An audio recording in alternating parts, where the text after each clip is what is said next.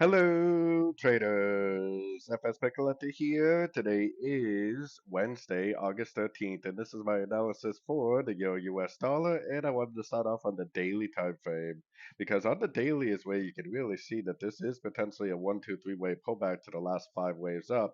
If it is a complete correction, this will go up and make new highs for sure. Now, it could possibly turn into a complex correction like this. Something like this would definitely be possible. And if we do get a turn on soda time frames, we'll definitely start looking for shorts. But as of right now, I am definitely trading this like it's going to go up and make new highs on the soda time frames. So going all the way down to the 1 hour time frame, obviously we can't go long right now. And we're definitely not going to go long up against the Fibonacci retracement level. But if we do see another 3 way pullback, like something like this, that would be exactly what I would be looking for more long opportunities.